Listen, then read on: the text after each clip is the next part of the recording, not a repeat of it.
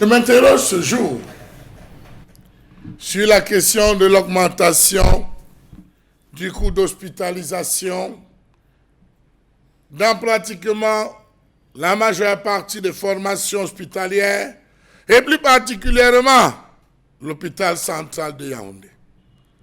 Ça jase depuis des semaines, ça jase depuis des jours.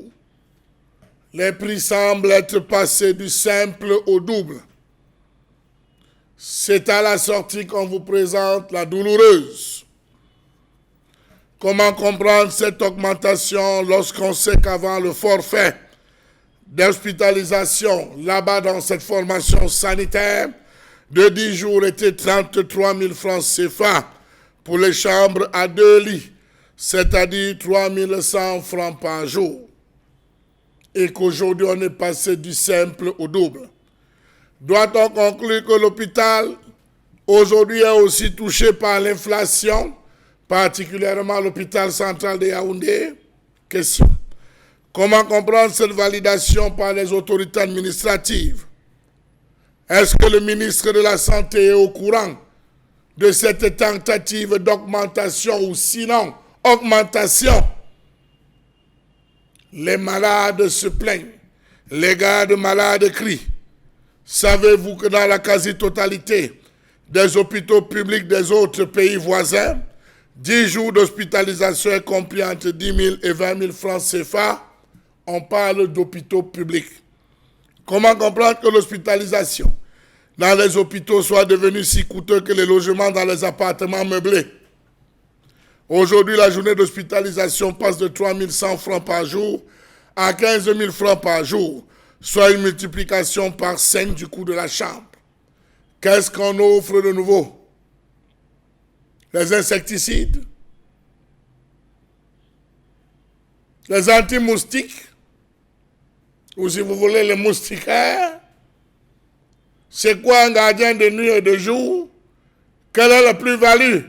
Ou alors est-ce que c'est la qualité des matelas proposés ou la literie encore? Dans une formation pas très loin de Deido, toujours un hôpital, il a été dit qu'on loue à part, qu'on paye à part l'hospitalisation et on paye à part et obligatoirement l'ensemble de la literie. Vous ne venez plus avec votre literie. Au sortir, vous êtes à 15 000 jours. On renouvelle le matin, on renouvelle le soir. À partir d'aujourd'hui, la pauvre maman malade de Mokolo, de Biemassi, d'Oyomabang, paiera 150 000 francs CFA pour 10 jours d'hospitalisation. Si tel est le cas, est validé par le ministre de la Santé. À partir d'aujourd'hui, l'hospitalisation pour les chambres à 6 lits, qui était le 23 000 pour 10 jours, c'est-à-dire 2 150 francs par jour, va désormais coûter 10 000 francs par jour, c'est-à-dire 100 000 francs pour 10 jours.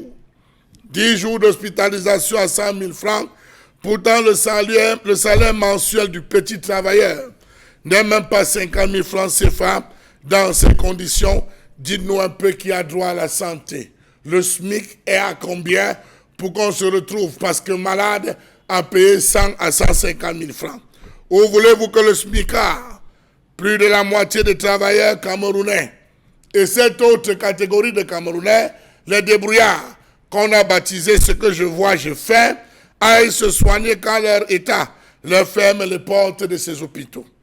Comment comprendre une telle augmentation dans un pays hautement pauvre où plus de la moitié de la population vit avec moins de 3 $ jour? Non, sérieux, la viabilisation de l'hôpital incombe à l'État par le truchement de l'impôt que nous payons. Les frais d'hospitalisation que payent les malades ne sauraient être la branche sur laquelle l'hôpital désormais s'appuiera pour fonctionner ou améliorer ses infrastructures et son plateau technique. Comment pouvons-nous penser qu'à une minorité négliger la majorité aux revenus très modestes? Savez-vous que chaque jour, des enfants meurent à la maison à cause du paludisme parce qu'une hospitalisation va coûter aux parents la peau des fesses?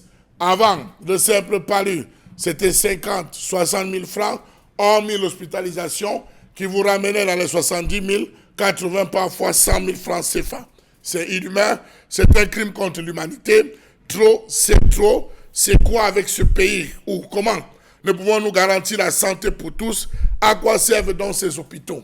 Rappelons-nous, nous étions dans les années 1986, on avait un très beau slogan qui peut encore s'appliquer dès aujourd'hui, santé pour tous en l'an 2000.